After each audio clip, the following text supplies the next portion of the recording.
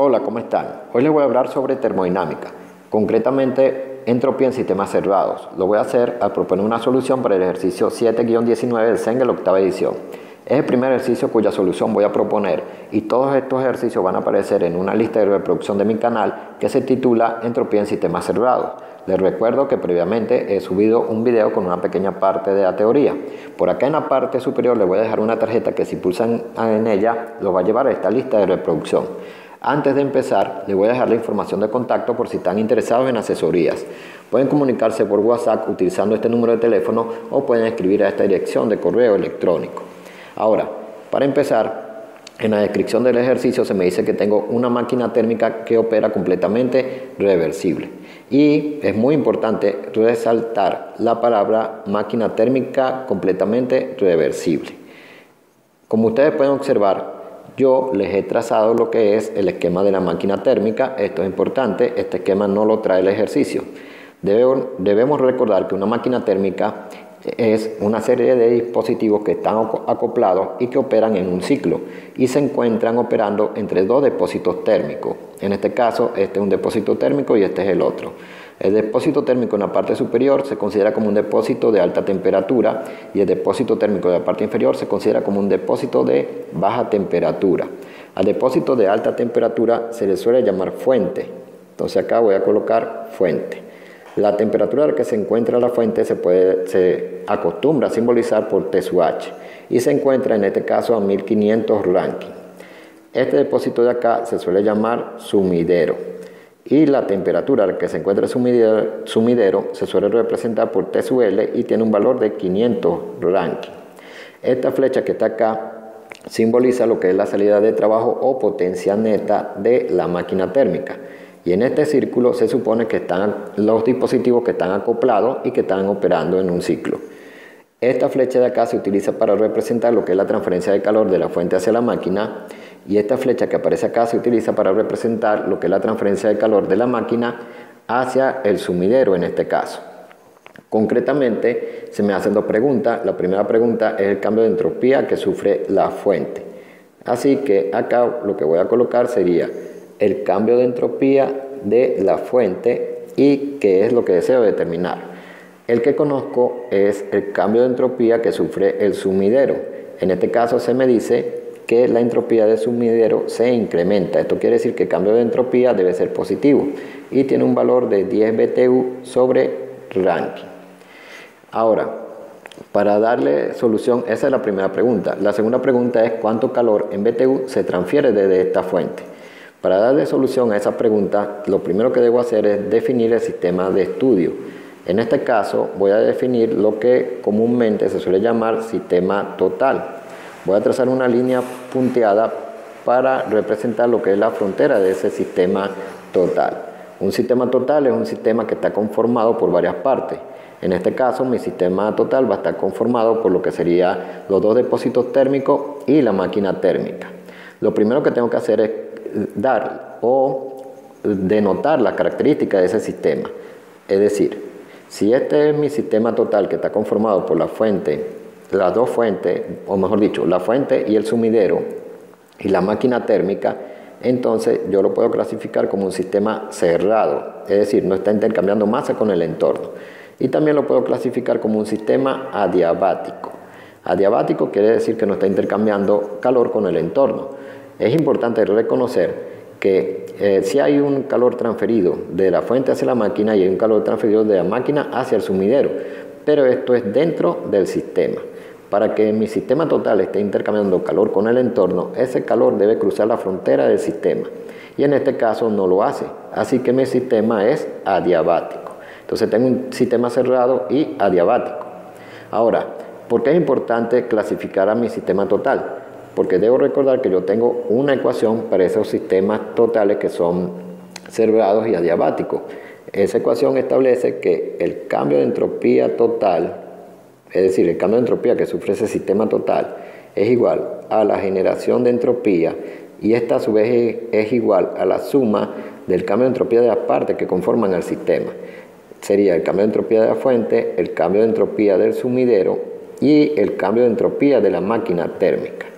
Sobre el cambio de entropía de la máquina térmica hay una acotación que es importante y aparece en la teoría y dice que si yo tengo un proceso cíclico, debo recordar que la máquina térmica está conformada por una serie de dispositivos que operan en un ciclo.